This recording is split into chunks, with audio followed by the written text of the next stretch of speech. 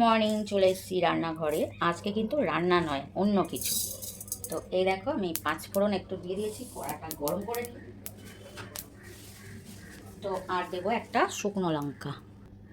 তো এটা একটু গরম করে নেব। খুবই অল্প দিয়েছি, কেন আমার জিনিসটাও অল্প। তো তোমরা হয়তো বুঝতেই পারছো আমি কি বানাতে চলেছি। তো চলো তোমাদের দেখাই। এটা এবার নামিয়ে নেবো। এটা কিন্তু গরম হয়ে গেছে, জাস্ট গরম করেছি। তো এই দেখো, এবার নিয়ে নিচ্ছি কিছুটা আম। এই আমটার গল্প শুনবে? এটা আমি কিছুদিন আগে গোয়া ঘুরতে গেছিলাম, তো সেখান থেকে এই আমটা এনেছে। একটা আম কত নিয়েছে গো? 20 টাকা। আর এইরকমই আম একটা, মানে ওখানে এরকম লম্বা লম্বা কেটে আর একটু লঙ্কার গুঁড়ো আর নুন লাগিয়ে দিচ্ছে, 50 টাকা। তো মানে ভাবতে পারবে না এত দাম। 1.5 মাস হয়েছে। আর এই আমটা 1.5 মাস বয়স হয়ে গেছে, ফ্রিজে রাখা ছিল। তো এই যে দেখো, একটু নরম নরম হয়ে গেছে। তো এটাকে আজকে আমি বানাবো আচার। তো এবার গ্যাসটা আমি জ্বালিয়ে দিলাম, বিনা তেলে। তেল কিন্তু আমি দিইনি এর মধ্যে, জানি না কেমন টক হবে আমটা।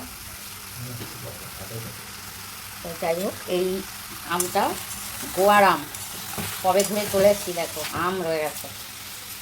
তো এবার গ্যাসটা কম করে এটাকে আমি একটু ফুটিয়ে নেব। চিনিটা গলবে, আর এই চিনির মধ্যেই আমটা কিন্তু সিদ্ধ হবে। তো চলো তোমাদের পরে দেখাচ্ছি, একটু এটা হতে থাক। তো এই দেখো, চিনি গলা শুরু করেছে। দেখো বন্ধুরা, আমের কালার কিন্তু একটু চেঞ্জ হয়ে গেছে, আর আম সিদ্ধও হয়ে গেছে। দেখো, বুঝতেই পারছো। এবার আমি দিয়ে দেবো এই, সরি উল্টে যাচ্ছে, ছাঁকনিতে করে একটু আমি এই মশলাটা ছেঁকে দেবো, কেননা খুব ভালো গুঁড়ো হয়নি। এই যে দেখো, সামান্য মশলা আমি দিয়ে দিলাম। আমার কিন্তু আচারটা রেডি হয়ে গেছে। এটা মোরব্বা মতো হয়েছে, দেখছো কালারটা। তো এবার ঠান্ডা হলে আমি নামিয়ে নেবো।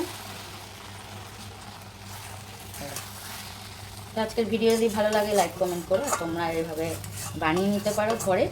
এই যে এটা কিন্তু শুধুও খাওয়া যাবে, বা চাইলে মানে ভাত খাওয়ার পরে চাটনির মতনও খেতে পারে। তো চলো টাটা, রেডি হয়ে গেছে আমের আচার। তো এই যে দেখো, আমার আচার রেডি হয়ে গেছে। বিশাল বড় আটিটা দেখো। এই দেখো কেমন হয়েছে বলো, তোমরা জানিও। আর ভিডিওটা দেখো, যদি ভালো লাগে সবাই লাইক কমেন্ট করো। বাড়ি আটকে আছে, চলো দেখো কেমন হয়েছে।